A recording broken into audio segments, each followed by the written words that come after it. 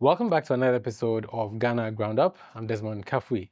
If you're tuning in today, it means you care about making smart real estate decisions. And the truth is, buying or renting a home is one of the biggest financial commitments you'll ever make. But then, what happens when things go wrong? When the dream home turns into a nightmare? When the land you paid for was never for sale to begin with?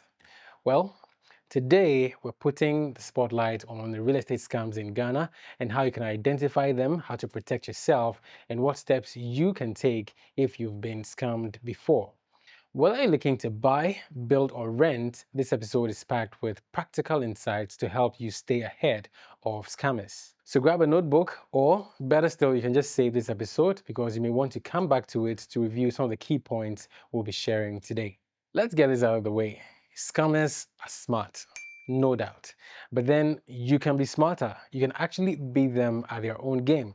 So then let's break down some of the most common real estate scams so you know exactly what to watch out for. Let's look at some scams when you're buying property. Number one, there are fake property listings. Now, you may have seen some amazing property deals online and thought, well, this is a good deal and probably it's too good to be true. Well, sometimes it really is too good to be true. Fake property listings normally use attractive prices to lure buyers, only for you to realize later that the seller has no legal right to the land or the house, or even just the property that is on sale. Secondly, there's this issue of title fraud. Now, this is when someone sells land or property they don't legally own by using fake or forged documents. And you could end up paying for a land or a property that belongs to someone else. And this leads to the third scam, which is double selling. Now, you make a down payment on a property and then you think it's yours, only to find out later that multiple people have also paid for the same piece of land or the same property. And guess what? The so-called seller literally becomes a ghost and is nowhere to be found. Another scam is incomplete or unfulfilled promises. In that, developers promise luxury apartments or gated communities, and they will normally take your deposits on the property, but then it's either there's a delay when it comes to delivery, or whatever they deliver will be subpar, or sometimes they just don't finish construction at all. They'll end up with all sorts of excuses to justify the problems and the shortcomings. And if you've been catching up to the news in the real estate sector in Ghana over the recent months, I'm sure you've caught wind of a certain developer who is towing this line where many people have bought into the project, and several months past the delivery schedule, there are hopeful homeowners who are still waiting for their houses. And I know there are legal processes going on to resolve the issues here and there, but then this particular issue, from the way I see it, started with the developer offering properties for prices that were ridiculously low. I mean, prices that were too good to be true. And many people felt that they were getting great value for their money. So they bought in and they're still waiting for the keys to their houses, most of which haven't even been built yet. And this is not a new issue or even the first one. There have been many. And in fact, these prices were so low that, I mean, it raised a lot of questions for those who have been in the space for quite some time.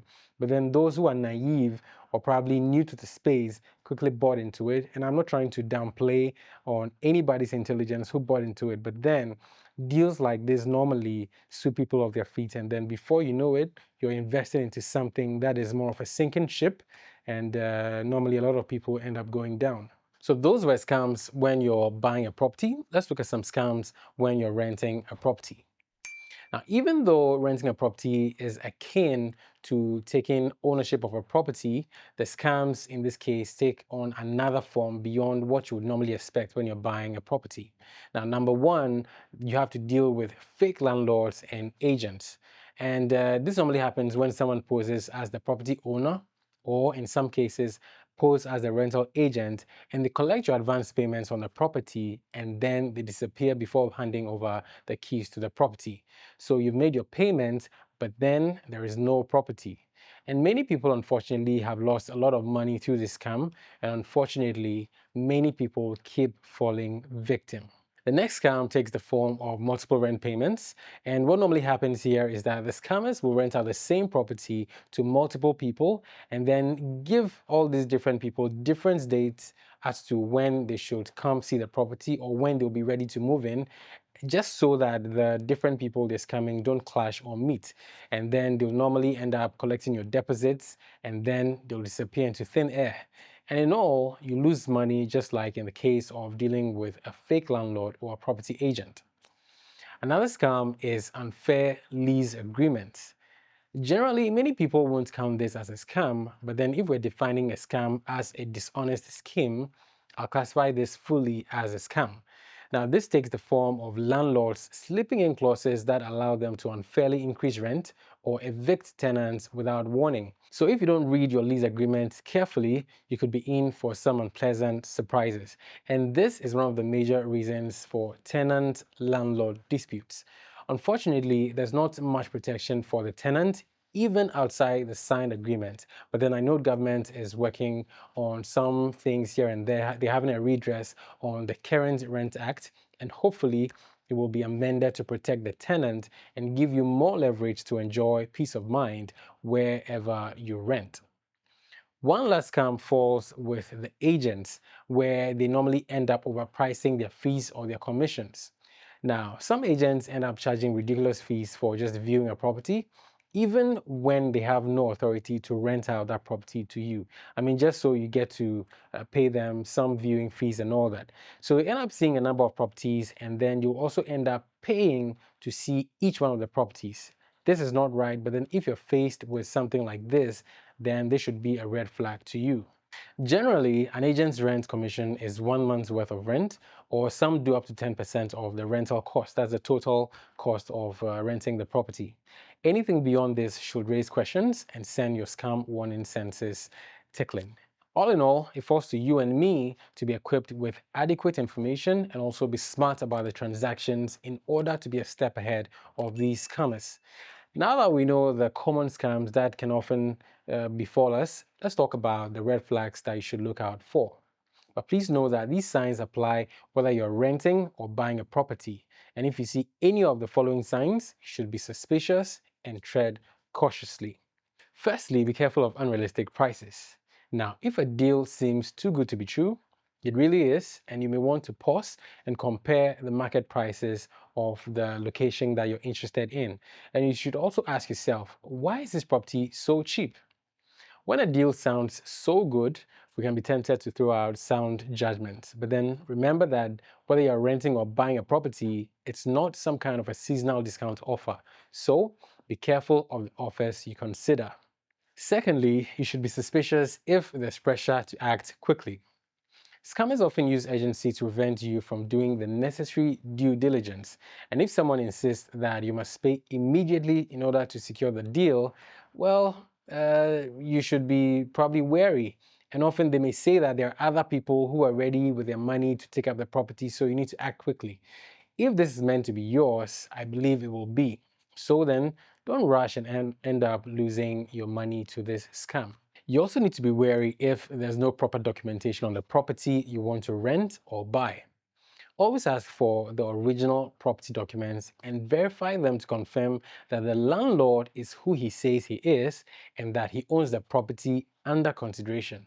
Now, if your money is precious to you, I believe you'll protect it by conducting your checks before giving it away. Another sign to look out for is vague or inconsistent information. Now, if the seller or the agent keeps changing their story, or maybe they refuse to answer basic questions concerning the property, well, something definitely is off. And what normally happens is that when a fraudulent agent is scamming multiple people, he'll end up slipping up on what he or she tells you. So it could be that they tell you one story today and then it's another story tomorrow. And you have to be smart and then read in between the lines and pull the brakes if this is not adding up for you. Moving on, you need to be very careful about cash-only transactions, in the sense that legitimate property transactions, especially property sales, usually involve bank payments for transparency.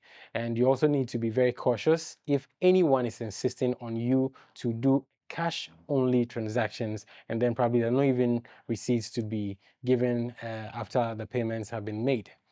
Whichever way you take it, I still think that regardless of whether you're buying or whether you're renting, you should do all your transactions through a bank account.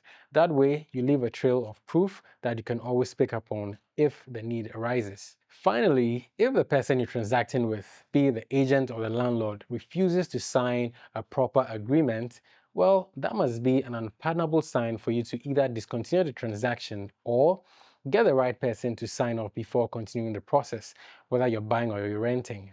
And if the seller or the landlord avoids putting anything in writing, well, they might be planning to disappear once they get your money. And even if they don't disappear, you can't hold them to anything because they've not signed up to anything at all. So make sure to put everything into writing and make sure whatever you put into writing is signed by the parties that are concerned.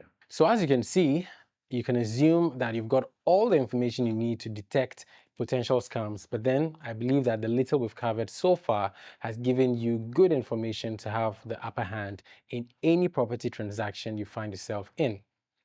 In all, it's not just about spotting scams. It's also about knowing what to do so that you don't fall victim. So, beyond identifying the scams, you need to protect yourself by doing the following. Number one, you need to verify the ownership of the property. Before you make any payments, confirm that the seller or the landlord is the legitimate owner, and you also need to cross-check their documents with the Lands Commission and do your due diligence. Secondly, get everything in writing. Whether you're renting or whether you're buying, always do well to insist on written agreements. Don't just take anybody's word for it. In today's Ghana and even in the world at large, verbal agreements without proof carry no weight, especially when things go south. Thirdly, you'd want to engage professionals. Work with a trusted real estate agent or a lawyer or a surveyor or even a property inspector. Now, these people can verify the transaction documents and also ensure that everything is legitimate. They can also point out any potential issues in the contracts that you're dealing with and also guide you to get it right. Fourthly, you need to protect yourself from scams by visiting the property. Don't just rely on the photos or videos of the property. Go see the property in person, and if possible, speak to the neighbors to learn more about the property, and you'll realize that you end up getting information that the landlord or the agent will not share with you. As much as possible, make all your payments very securely. Try and avoid cash payments. You need to use very traceable payment methods like bank transfers, and also do well to request receipts whenever you make payments. Now, these will end up saving you when the need arises. When it comes to agreements, do well to read them and understand them properly. Whether it's a sales agreement or a rental lease, you need to take your time to read every clause before you sign. If anything is not clear, ask for clarity. And even better, you can get a lawyer to review the document and then explain it to you. Lastly, do well to report any suspicious activity on the transaction you're working on. If you suspect fraud, report it to the police or a real estate association or the authorities concerned. The more people report scams, the harder it becomes for the fraudsters to operate. And the more you help to block the loopholes, the more we sanitize the real estate industry and weed out the scams and those who perpetrate them. It's a fact that real estate scams are becoming more sophisticated, but with the right knowledge, you can protect yourself. So whether you're renting, whether you're buying or even building, always take your time, do your research, and consult professionals before making any financial commitments. If you found this episode helpful, do well to share it with a friend or a family member who's looking for a home.